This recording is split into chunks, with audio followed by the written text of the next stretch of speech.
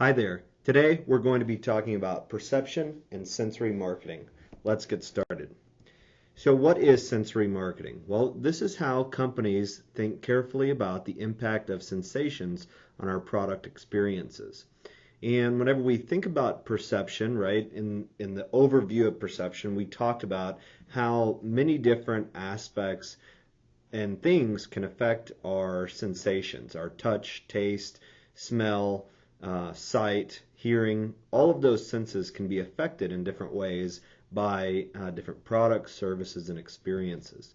So let's get into some of the details of perception. Perception is a three-stage process that translates raw stimuli into meaning. So whenever we think about the perceptual process, it begins with sensory stimuli that impacts our sensory receptors. So we have these sights, sounds, smells, tastes, and textures that can affect our sensory receptors. Well, we're exposed to all these different stimuli that's out there in the environment.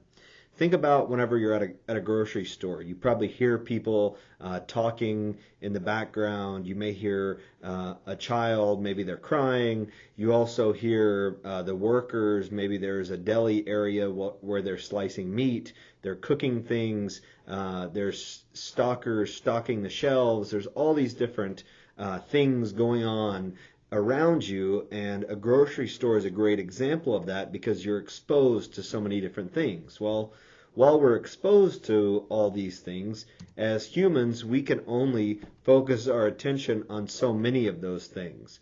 So while all of these different pieces of stimuli are coming into our range of sensory receptors, as humans, we can only focus our attention on so many of those aspects. And by focusing our attention on those particular aspects, we can then interpret whatever it is our attention is being focused on.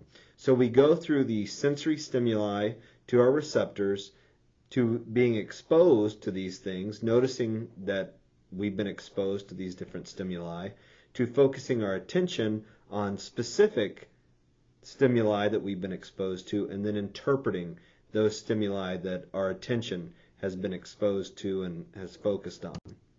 So some key concepts in exposure, because exposure is really important, right? We're being exposed to all these different stimuli. Psychophysics is how people integrate the physical environment into their personal subjective world. So there's the thought out there that each individual has different takes on what they're seeing in a day-to-day environment. So while I may be thinking of how a building looks nice, somebody else may see the same building and they may say, well, this is an ugly building, or this isn't so nice of a place, right? So we all have our own subjective worlds that we put into our environment. We can say, this is good, this is bad, I like this, I don't like that. And sensory threshold is the point at which the stimulus is strong enough to make a conscious impact on our awareness. So if we think about this, a dog whistle emits a frequency that human ears, they can't pick up typically.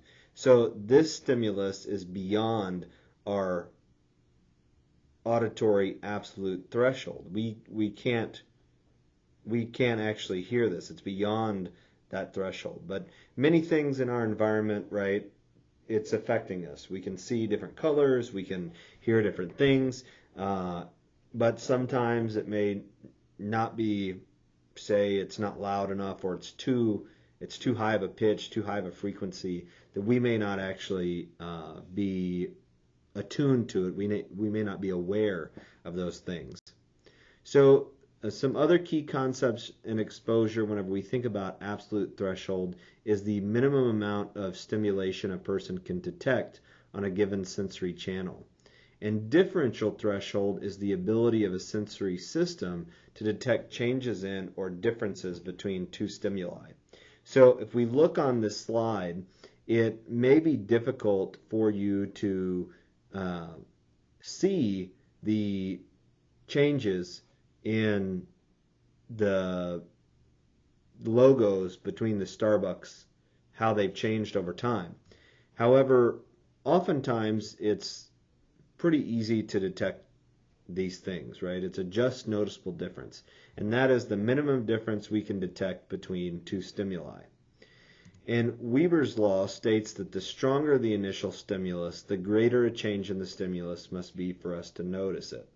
So if we have a really strong initial stimulus, say it's a really bright color, to notice a change in that stimulus, it must be very strong for us to notice that. If we think about on the slide, we can see that the Starbucks logo was black before. Well, I think black is, the black and white contrast is very strong. But what really delineated the first Starbucks logo to the second one here in the slide is the addition of the green.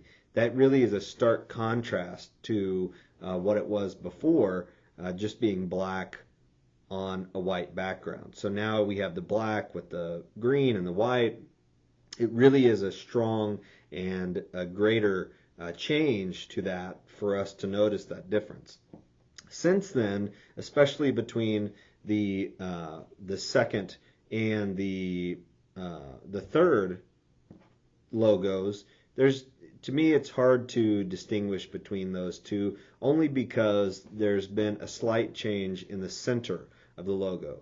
Now the last logo for Starbucks, that's a very, very strong change. Now it's just their icon with with a green background. So very noticeable changes between the first and the second, and the third and the fourth. But there isn't a very strong difference between the second and the third there. So with exposure, there's also the notion of subliminal perception. And subliminal perception is oftentimes, it's where a stimulus is below the level of the consumer's awareness, but it can still impact how people view a certain product, their attitude towards a certain product, and how they perceive that product. So oftentimes in marketing, this happens in the form of embeds, and the background of this slide is an example of an embed, and that is where there's a hidden figure in an advertisement. And it's hard to see just regularly. It's often found through extreme magnification. And so this was an example from a KFC ad where they actually had a dollar bill in the advertisement embedded in there, and the price of this sandwich was 99 cents. So they had that embedded, that dollar in there. So now that we've covered exposure, let's move on to attention. Attention is the extent to which processing activity is devoted to a particular stimulus. We talked about before that while we're exposed to all this different stimuli, we can only focus our attention on a few stimuli. Why is that? Because consumers experience sensory overload. They can't comprehend, as people, as consumers, we can't comprehend all of the different stimuli that's being thrown at us all at once. So the way that we then address that is we focus our attention on just a few select stimuli in the environment so that we can really hone in on those things that are most important. And this is why marketers have to break through all the clutter that people are being experienced to on a daily basis. So how do marketers get attention? Well, there's two ways they do that. One of those ways is through personal selection factors. And one of the personal selection factors is experience. Experience is what helps to determine how much exposure to a particular stimulus a person accepts. Our perceptual filters are broken down into perceptual vigilance, which is we are more likely to be aware of stimuli that relate to our current needs. So for example, if you're in the market to purchase a new car, you're going to be aware of different cars in the market, right? You're going to be looking at all the different cars, and so your attention is going to be focused on different cars that are available in the market. We also have on the flip side, which is perceptual defense, and this is where we tend to see what we want to see and we don't see what we don't want to see.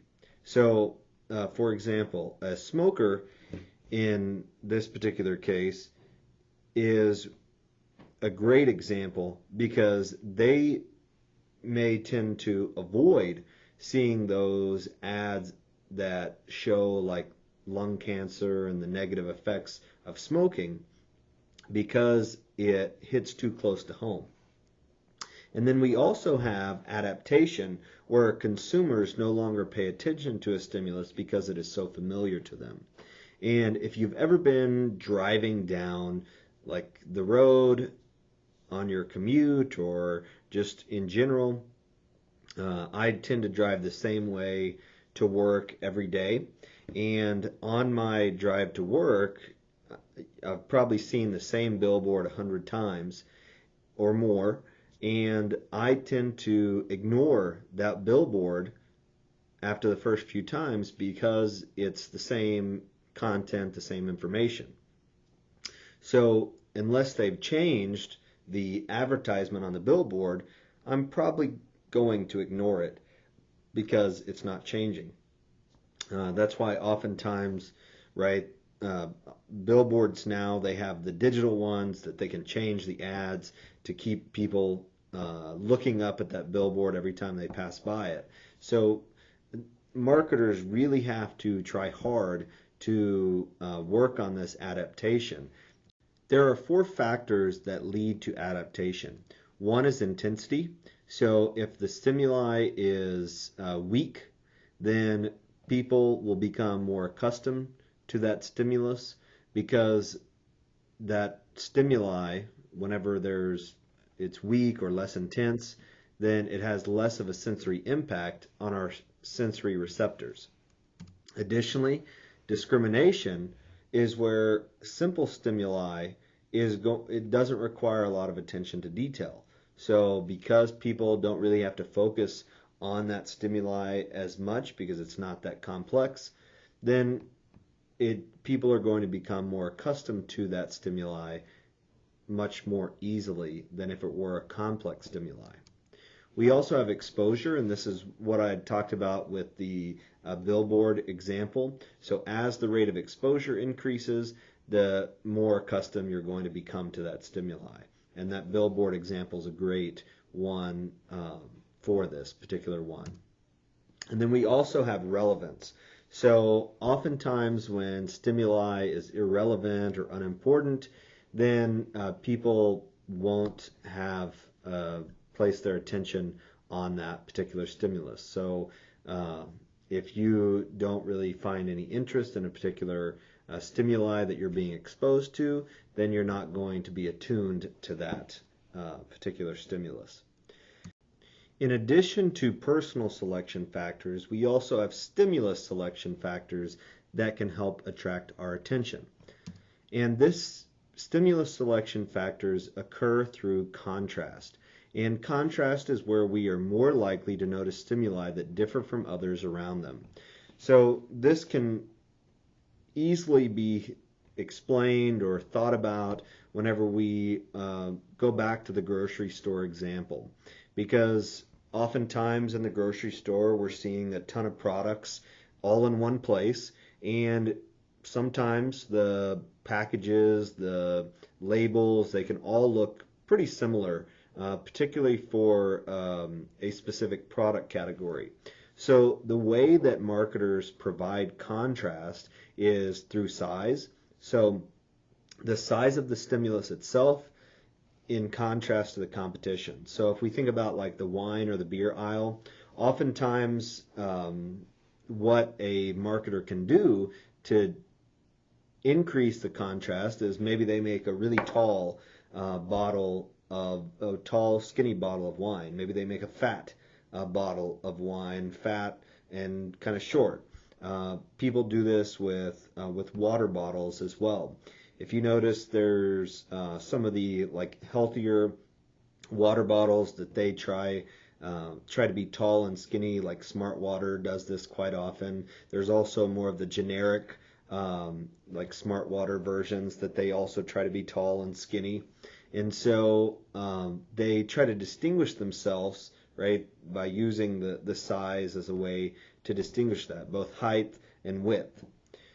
We also have color. So if you think about with a label or packaging, you can use color in a lot of different ways. Maybe it's bright to provide a nice pop. Maybe it's even within a label, you have like with the fonts one color and the background is another color to provide a nice contrast there. And then we also have like the position. And position is where we're placing stimuli where we're more likely to look. So we can think about this like the wine is often organized in a retail space where the more expensive wines are at the top of the shelf, top shelf liquor, top shelf wine, and the less expensive wines, the cheaper wines, are going to be on the near the bottom of the shelf. And oftentimes the best-selling wines are going to be in the mid shelf because those are the ones that are most likely to sell. And then we also have novelty. So this is where stimuli appears in unexpected ways or places that tend to grab our attention.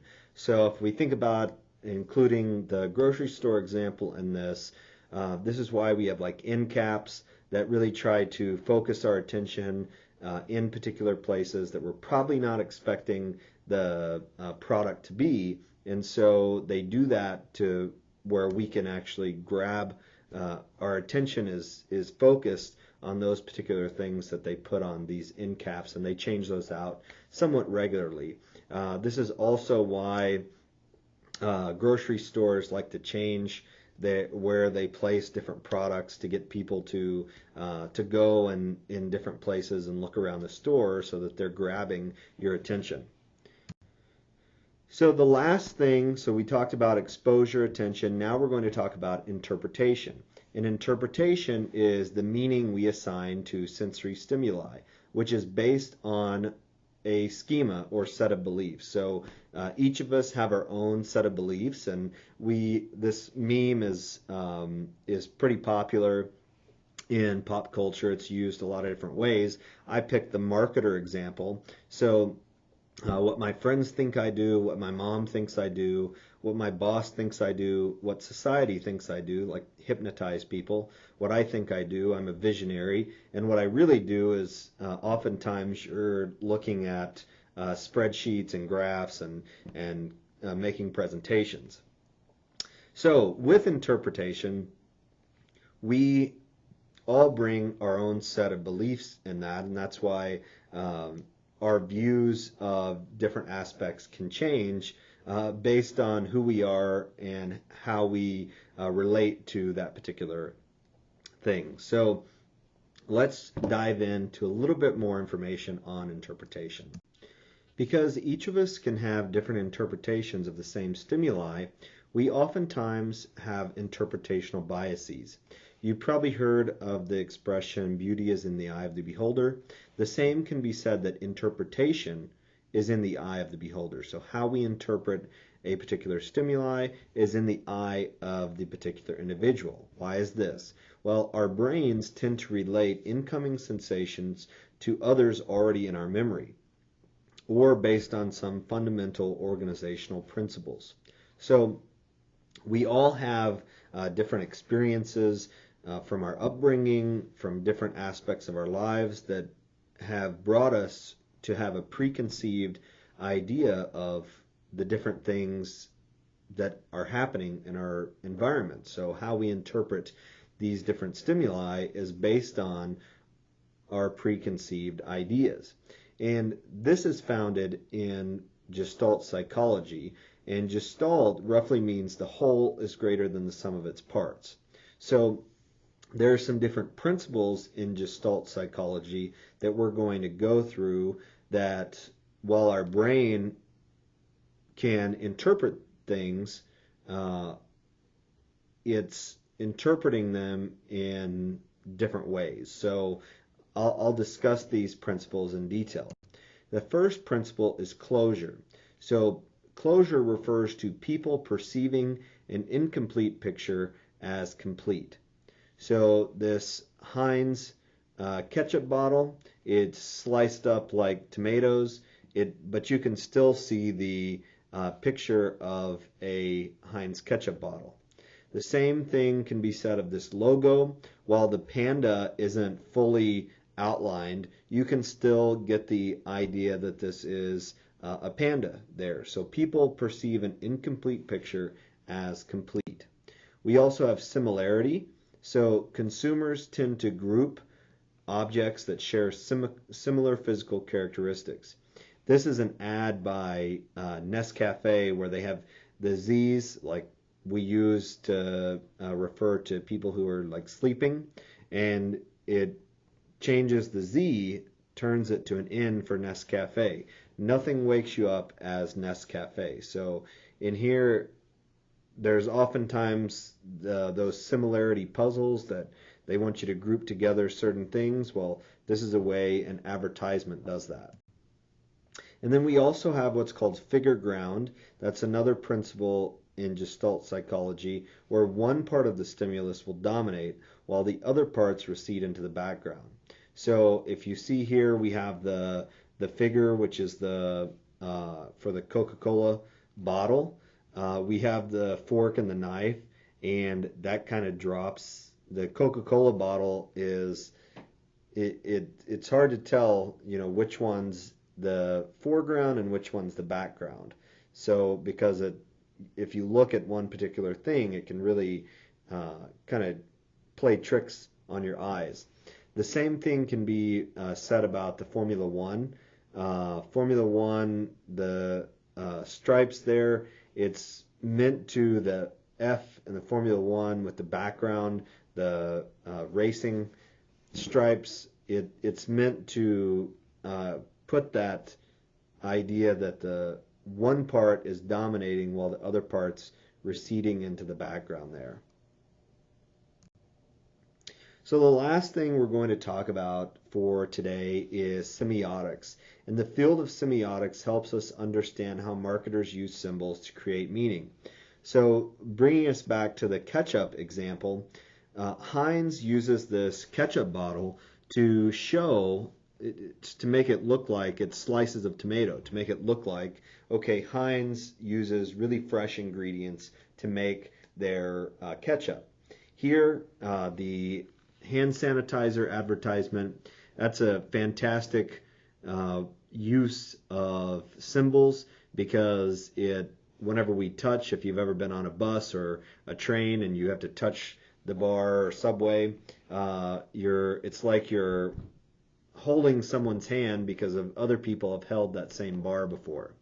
And then the last one, we have the lollipop where the ants are avoiding it because it's a sugar-free lollipop. Ants want sugar, right? So because it's a sugar-free lollipop, ants are avoiding it. It's a clever use of symbols to describe what's being advertised in this particular ad. Okay, so now that I've shown you some examples, let's dive a little bit deeper into semiotics and how semiotics are used in marketing specifically. So from a semiotic perspective, every marketing message has three basic components. One is an object, that is the product, that is the focus of the message. Second is the sign or symbol. This is the sensory image that represents the intended meaning of the object. And then third is the interpretant, and that's the meaning that we derive from that particular sign. So if we think about this Marlboro cigarette ad, there's the object that's being tried to be sold. So we have Marlboro cigarettes that's being sold here. And there's a cowboy that's smoking the cigarettes. That's our sign, our image in this particular case. And the meaning that marketers are trying to portray in this particular ad is that of a rugged American, that this is that the rugged American strong male type should smoke Marlboro cigarettes. In semiotics, there's different types of signs. One is an icon, and this is a sign that resembles the product in some way. So you've probably used an iPhone before, seen an iPhone or a Mac computer. I believe other applications do this as well. If you see like the Gmail icon, these two is text message and the mail app. Both of these icons relate or resemble the product in some way. The Gmail app also does this. If you think of an index, this is a sign that connects to a product because they share some property. And this is recording. This is the voice memo app picture or icon or symbol on Mac or on an iPhone. And it connects to the product because it shares some characteristic. Well, a voice memo, typically it has some type of recording, and recordings, whenever you do a recording on your phone or anywhere, it becomes louder or quieter, and so the bars go up and become larger, or they get smaller based on the how loud whoever is speaking or whatever sound is occurring while the recording is going on. So it's a universally recognized sign that connects to that product based on that particular property. Now the last one is a symbol, and this is a sign that relates or ties to a product strictly by some conventional or agreed upon associations. Here this is the photo symbol in our iPhone or a Mac, and to me, if I'm just looking at this symbol and I'm not familiar with iPhone or Mac at all, it would be hard for me to relate the photo to where to find the photos to this particular symbol. But those people who use iPhones or use Apple products, they know that is the agreed upon symbol for the photos application. And so to me, it really doesn't connect to the photo application in any real way. It's just an agreed upon symbol that represents the photo app in the iPhone or Mac. So the last thing we're going to cover on semiotics is perceptual positioning. And a key element of perceptual positioning is the idea that our perceptions of a brand comprise both its functional attributes, that is its features, its price, the functions that it offers us. So if we think of like a cell phone, it offers us the ability to call people, text people, email, get on the internet, etc. But a brand also has symbolic attributes, and that is its image, what we think it says about the people who use that brand or product or service. And so whenever we think about perceptual positioning, we can position a product based on its symbolic attributes. So one way to do this is through lifestyle positioning. Grey Poupon is a great example of this because they try to position themselves as a product that is luxurious, that people who are rich, who live a lifestyle of luxury, that they're going to use Grey Poupon, so you can feel fancy if you use Grey Poupon. We could also position ourselves through price leadership. L'Oreal, they have both Noisome and Plentitude brands, where Noisome is actually 6 times the price of Plentitude, but they both have the same ingredients. We could also position our product based off of its attributes, so its product attributes.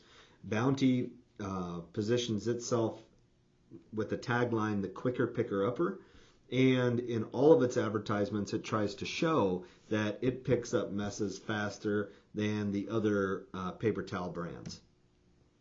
We could also position ourselves through product class. So an example of this is the Spider Eclipse is a sporty convertible. We could position ourselves based off our competitors. Northwestern Insurance is the quiet company. Wrigley's, they position themselves based off of occasion. They did this. An example of this is in the 90s. Wrigley's tried to present themselves as an alternative to smoking when smoking really isn't permitted. So think of like if you're in a business meeting or a business setting, even now, like being in a college campus, most places you can't smoke. So in public, so Wrigley's saying if you can't smoke, chew Wrigley's instead. Brands also try to position themselves based off of their target audience. So Levi's is an example of this, that they try to target men in their 20s to 40s, and by doing so, they include men in their 20s to 40s in their advertisements. And finally, we can position brands based off of quality, or that the brand symbolizes quality. So a tagline at Ford is quality is job number one. So that covers us for sensory marketing and a deep dive into perception. If you have any questions about perception, sensory marketing, semiotics, or any other consumer behavior topic, please feel free to email me at kmanus@nmsu.edu. Thank you.